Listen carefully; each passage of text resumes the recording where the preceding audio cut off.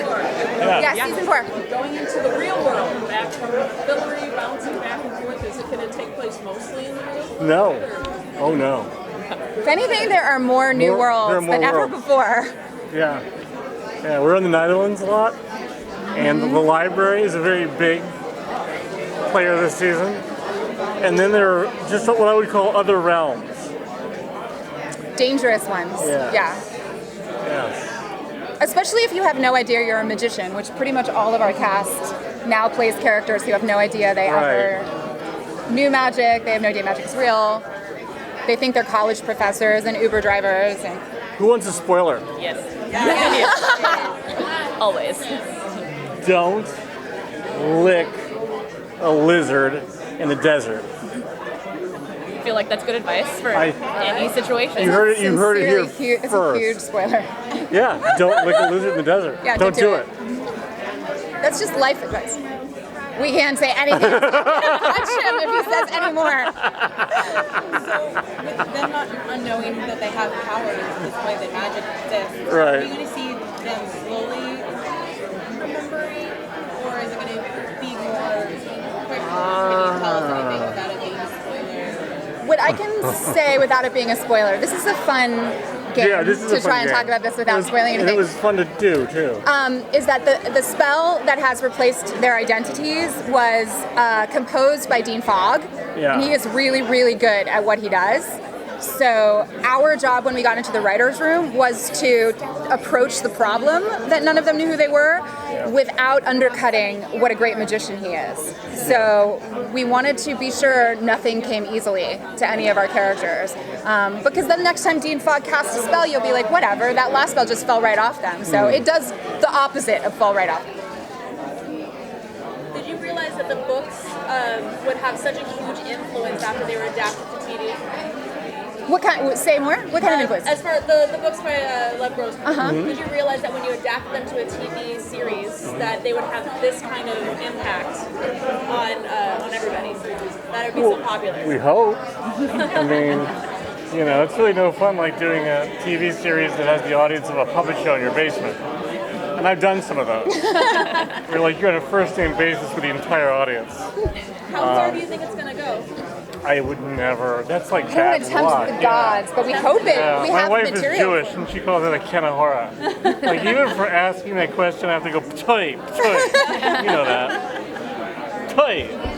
We don't know. We really don't know. We definitely could, I think, stay excited for another 4 or 5 years. I could. Yeah. I didn't even really want to do the show at first. And now I love it. And I can't imagine not doing it. No, I was the one going like... You were like, I'll produce it, but you're going to write it, right? And then you read it. What's a niffin?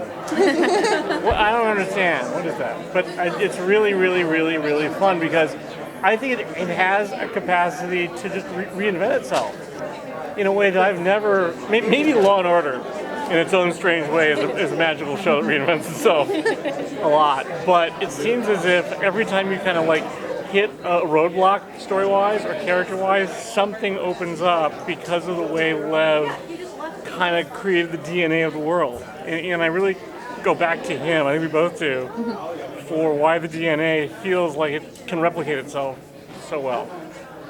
What was your favorite part of season 3, and is there anything that you felt like you left hanging that you wish you could have addressed a little more? Well, I loved the episode Day in the Life. That's my favorite episode of that season, and maybe so far close to being my favorite episode so far. Yeah. What I like about it is that I don't think that Elliot-Quentin relationship is even really resolved wholly. I think they have maybe more there. I don't know. I just work here. I don't know. I'm sometimes not told things. My favorite thing about last season was Say the musical. That was mine. Say the musical. I didn't not like the musical, but I'm trying not to encourage him. I will say it's too late. He's been encouraged. But my favorite thing, I didn't really realize it until we were most of the way through the season that we had just done this run of episodes all in a row where each episode felt like it could it was its own little world. The one from Penny's point of view, and then the one where they age 50 years in one act, and it just felt like the writers had really hit a stride.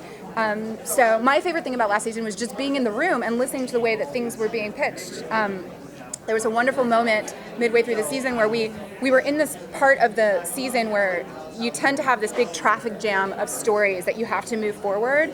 And we looked at the board and we were like, what are we going to do to make this special? And then I left the room and then I came back, and one of our writers, David Reed, I ended up writing the episode with him. He was like, I figured it out. We're going to tell it like a series of short stories. And stuff like that happened every week last season. And this season feels different. It's a different version of that, where the character stories, I feel like people are coming in with a lot of depth for the character stories. And that's really driving the bus in season 4. Are we going to see more of Poppy? Sorry? Are we going to see more of Poppy in the new season? Yes. Well, first of all, you're going to see her at the panel in like an hour. Oh. But we do have a story for her we are hoping we can do this season, yes. Okay, great. Yes. That